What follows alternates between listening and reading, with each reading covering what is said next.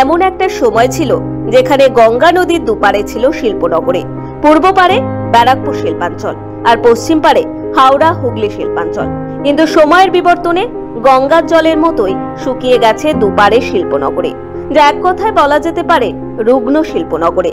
হাওড়া শিল্পনগরীতে ছোট থেকে বড় ধরনের কলকারখানা সাইরেনের শব্দে ঘুম ভাঙত নগরবাসীর। এগুলো আজ শুধু ইতিহাস, পরিণত হয়েছে রুগ্ন শিল্পনগরীতে। রাজনৈতিক কচকচানি আর এক পক্ষের অপর পক্ষকে দোষারোপের পালা। বছর বছর ভোট আসে আর চলে যায়, কিন্তু প্রশ্ন আখেরে কি পেলেন এখানকার বাসিন্দারা? তাদের নির্বাচিত জনপ্রতিনিধিরা হাওড়া শহরের উন্নতি কতটা করতে পারলেন? হাওড়ার মতো পুরাতন শিল্পনগরীতে একের পর এক ছোট বড় কারখানা বন্ধ হয়ে যাওয়ার পর কোথাও ধুঁকতে থাকা ছোট কারখানার মালিকদের আর্থিক অবনতি হাওড়া শহরে শিল্পের অবলুপ্তির পথে ধীরে ধীরে অবলুপ্ত হয়ে চলেছে অতীতের শিল্পনগরীর জৌলুস। এই যে আমার বাবা চাকরি করতো, ভালো ছিল, অনেক চালুর যা ছিল। এই চাকরি বন্ধ হয়ে গেছে, কাজ পাচ্ছি না, অন্য জায়গায় যেতে হচ্ছে আমাদেরকে। জাহাজ তৈরি হচ্ছিল। তাহলে হয়তো কাজকর্ম নেই, কিছু নেই, কোথায় যাবে লোক? সব আমরা বাইরে যাচ্ছি, আর কি করব? কিছু কাজ নেই দাদা, সব বন্ধ হয়ে যাচ্ছে। 89 থেকে এখানে ঢুকেছি অ্যাপ্রেন্টিস, তার মধ্যে পার্মানেন্ট হলাম 93-তে। পার্মানেন্ট হওয়ার পর থেকেই মোটামুটি এখন তো আমার 2027-এ রিটায়ারমেন্ট, এখনও 4 বছর আমার বাকি আছে, 3 বছর বাকি আছে।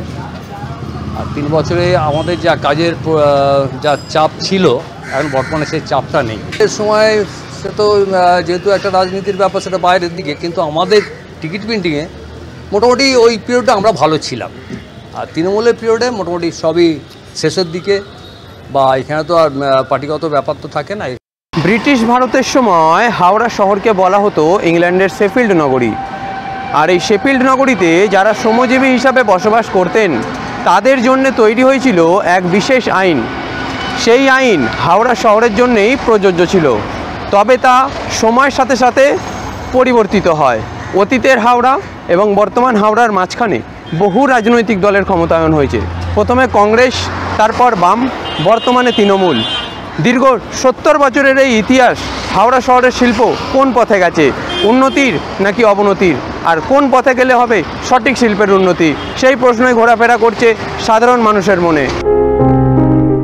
অতীতের শিল্পের শেফিল্ড তকমাতে ভূষিত হাওড়া শিল্পনগরীর পুনরুদ্ধার কিভাবে সম্ভব বা আদৌ সম্ভব কিনা তাই নিয়ে আলোচনা চলেই আসছে। যদিও অতীতের কৌলিন্য থেকে বর্তমানে ধুঁকতে থাকা হাওড়া শিল্পনগরী রয়েছে তার গৌরবময় অতীতে স্মৃতিচিহ্নকে বুকে নিয়ে। ইতিহাস বলছে 1951 থেকে 1957 পর্যন্ত এই কেন্দ্র ছিল কংগ্রেসের দখলে।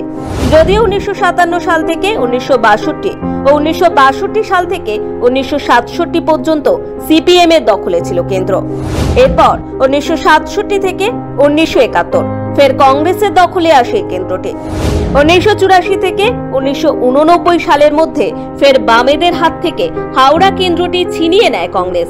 ফের 1989 থেকে 1996 ফের হাওড়া সদর লোকসভা কেন্দ্রে ফিরে আসে বামেরা। এর মধ্যে কংগ্রেসের হাতে ফের এই কেন্দ্রটি। 34 বছরের বামফ্রন্ট সরকারে থাকার সময়ও হাওড়া সদর লোকসভা কেন্দ্রটি কখনো কংগ্রেস বা তৃণমূল কংগ্রেসের দখলে গিয়েছে। এরপর 2009 সালের পর থেকেই হাওড়া লোকসভা কেন্দ্রটি হাতছাড়া হয়ে যায় সিপিএম এর। 2009 সালের পর থেকে টানা 15 বছর এই লোকসভা কেন্দ্রটি তৃণমূলের দখলে রয়েছে। কিন্তু এত বছর কেটে গেলেও কি হাওড়ার অবস্থার পরিবর্তন হয়েছে, নাকি এইভাবেই একটা শিল্পনগরী ইতিহাসের পাতায় চলে যাবে? 500 বছরের পুরনো এই শহর, গঙ্গার পাড়ে জুটমিল, কত ইন্ডাস্ট্রি ছিল। বিহার, ঝাড়খণ্ড, পূর্বাঞ্চলের লোকেরা কাজ করতে আসতো, আর এখন এখানকার লোকেরা গিয়ে পূর্বাঞ্চলে কাজ করে। সব শ্মশান হয়ে গেছে। সিপিএম এর ইনকিলাব জিন্দাবাদ, হরতাল, সিআইটিউ জিন্দাবাদ। লগনদেও সিং অর্ধেক করে নিয়েছিলেন। লগনদেও সিং এখন কোন দলে? বোতল নতুন, মদ পুরানো, সবগুলো এক জায়গায় ভিড়েছে। তাই এই তৃণমূলকে এবারে বিসর্জন দিতে হবে। আমি অনেক সময় দিচ্ছি, ভবিষ্যতেও দেবো।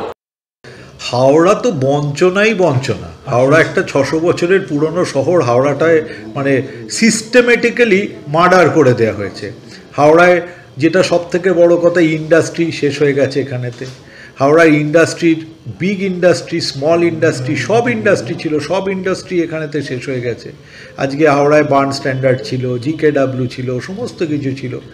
মাননীয় মুখ্যমন্ত্রী তিনি রেলমন্ত্রী থাকা সত্ত্বেও হাওড়ার কিন্তু কোনোভাবেই বার্ন স্ট্যান্ডার্ড, যেটা রেলের ওয়াগান তৈরির কারখানা, তাকে উনি বাঁচাতে সক্ষম হলেন না, বন্ধ হয়ে গেল ওখানেতে। আর হাওড়ার সমস্ত যোগাযোগ ব্যবস্থা তো একদম বিপর্যস্ত হয়ে গেছে, পৌর পরিষেবা একদম বিপর্যস্ত হয়ে গেছে। আপনারা হয়তো দেখে থাকবেন কিছুদিন আগে এটা জঞ্জাল নগরী হিসেবে স্বীকৃতি পেয়েছে। একদম ভারতবর্ষের মধ্যে সবথেকে বেশি পলিউটেড সিটি হাওড়া। এই জায়গাগুলো থেকে মানুষের মুক্তি দরকার। 600 বছরের পুরনো শহর নবান্ন রাখা হলো, অথচ কিচ্ছু করা হলো না হাওড়া শহরটার জন্যে। সমস্ত দিক থেকে বঞ্চিত হয়ে গেল। এমনকি কোনো একটা সরকারি মেডিকেল কলেজ পর্যন্ত এখানে নেই। এই সরকারি মেডিকেল কলেজও হাওড়া পায়নি। সেই জন্য আমাদের এইখানেতে সবই বঞ্চনারই শিকার। আমরা একটার পর একটা স্বাস্থ্য, শিক্ষা, ইন্ডাস্ট্রি সব ইস্যুকেই আমাদের তুলে ধরার প্রয়োজন, এবং আগামী দিনে আমাদের বিশ্বাস কেন্দ্র সরকার এ ব্যাপারে সম্পূর্ণ সহযোগিতা করবেন হাওড়ার নাগরিক পরিষেবা থেকে ইন্ডাস্ট্রি ডেভেলপমেন্ট।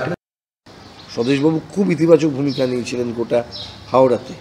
স্বদেশবাবুর টাকায় গ্যালারি তৈরি করা হয়েছে। এখনও পর্যন্ত সাঁকরাইলে যান, আপনি পাবেন স্বদেশবাবুর কোটার টাকায়, মানে এমপি ল্যাডের টাকায়। এগুলো হয়েছে। তো একজন এমপি ল্যাডের টাকা খরচা করলেন না, কেন করলেন না?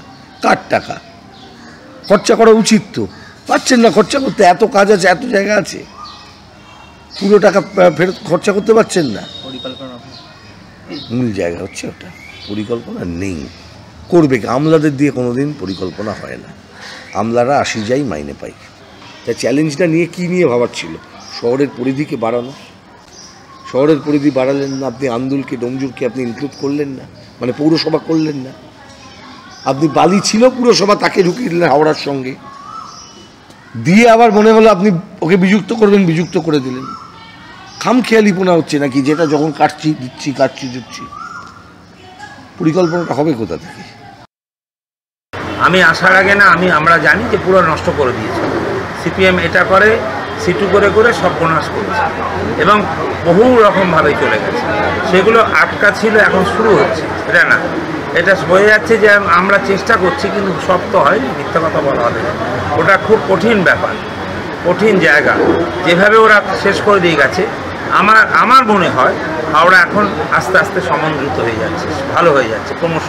দেখতে পাবে তুমি আরতি কটন মিল, ভারতবর্ষের শ্রেষ্ঠ কটন মিল। আরতি কটন মিল ওরা বিজেপি বন্ধ করে দেবে। আমাদের সিপিএম যে দলটা, তারা যেভাবে বাংলাকে শেষ করে দিয়ে চলে গেছে, আর এইটা তো হাওড়াকে সর্বনাশ করে গেছে। আমি বলছি সর্বনাশ করেছে, কোম্পানিগুলোকে খারাপ করে আটকে দিয়েছে দিনের পর দিন। আর এরা আবার ভোট করতে আসছে, এর একটা ভোট পাবে না, কেউ পাবে না। হাওড়ার শিল্পের অন্যতম ছিল Burn Standard, GKW, Hooghly dock, গ্যাস কিং সহ এশিয়ার অন্যতম বৃহৎ শিল্প, যে নগরীর জন্য প্রণীত হয়েছিল বিশেষ আইন। যদিও তার সবই এখন ইতিহাসের পাতাতেই সীমাবদ্ধ। একদা প্রাচ্যের শেফিল্ড তকমা পাওয়া হাওড়া শিল্পনগরীর দশা বড়ই বেহাল। হাওড়ার এই পরিস্থিতির জন্য পূর্ববর্তী বাম সরকারকেই সম্পূর্ণ দায়ী করে দায় এড়াচ্ছেন হাওড়া সদরের বিদায়ী সাংসদ প্রসূন বন্দ্যোপাধ্যায়। এই দায় এড়ানো কিংবা দোষারোপের পালা বন্ধ করে কবে স্বমহিমায় ফিরবে হাওড়া? সেক্ষেত্রে ক্ষমতায় টিকে থাকা ও ক্ষমতা দখল করার গণতান্ত্রিক পদ্ধতিতে সাধারণ মানুষ এই কেন্দ্রে কার পাশে দাঁড়াবে, তার উত্তর দেবে 4ঠা জুন। হাওড়া শিল্পনগরী থেকে অর্পণ সিংহের রিপোর্ট, সময় কলকাতা।